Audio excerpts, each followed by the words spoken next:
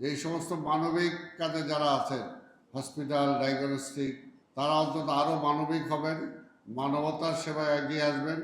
যে স্বাস্থ্য সেবা না স্বাস্থ্য ব্যবসা, এই পর্যায়ে কিন্তু বাংলাদেশ চলে আসছে।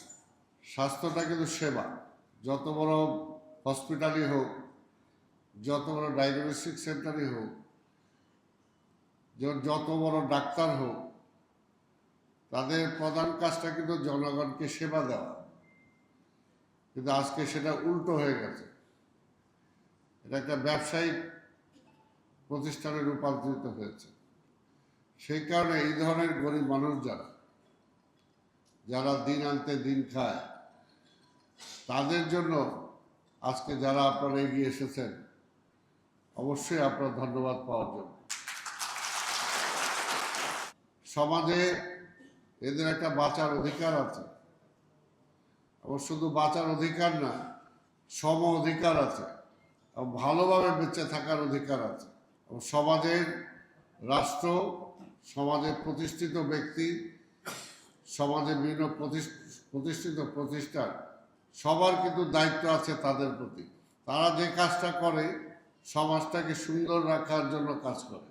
সমাজটা যাতে আবর্জনায় ভরে না যায়, সে আবর্জনাটাকে সমাজ থেকে দূর করার জন্য তারা চেষ্টা করে। আমাদেরও উচিত তাদের জীবনেও যাতে যে আবর্জনাগুলো আছে, যে কালিমা আছে, যে অসুখ বিসুখ আছে, সেগুলো যাতে আমরা দূর করতে পারি, সেটার জন্য আমাদের সবার সাহায্যের হাত বাড়িয়ে দেওয়া উচিত। এটা হসপিটালে মানুষ কখন যায়? যখন তার জীবনটা শঙ্কার মধ্যে আসে, ভয়ের মধ্যে আসে, ক্ষতির মধ্যে আসে, তখনই কিন্তু সে হসপিটালাইজ হয়। কিন্তু সেখানে যে যদি চরম শঙ্কার মধ্যে তাকে পড়তে হয়, তাহলে এর চেয়ে বড় বেশি তো দুর্ভোগের কিছু হতে পারে না। এই সমস্ত মানবিক কাজে যারা আছেন, হসপিটাল, ডায়াগনস্টিক, তারা অন্তত আরও মানবিক হবেন, মানবতার সেবায় এগিয়ে আসবেন। আমাদের সংবাদ কর্মী ভাইরা এটা প্রচার করবেন। এটার মধ্যে দিয়ে আরও অন্যান্য প্রতিষ্ঠানরা উৎসাহিত হবে।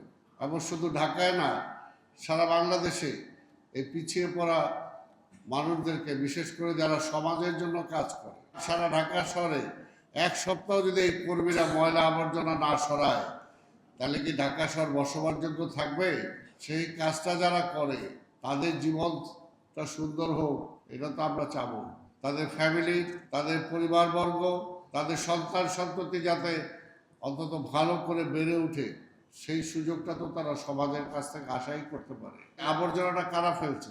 আমরা যদি সবাই সচেতন হই, ফেলি, নির্দিষ্ট জায়গায় আবর্জনা ফেলি, এবং যে সময়টা, অর্থাৎ 24 ঘন্টায় কি আমি ময়লা ফেলবো? না, একটা নির্ধারিত সময় আছে। এখানে 450টি হাসপাতাল এই ইসে কাজ করবে বলে আমরা আশা করছি।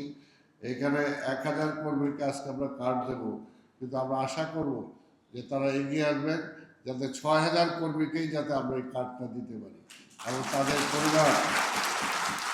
তাদের পরিবাররা যাতে এই কাজে অংশগ্রহণ করতে পারে।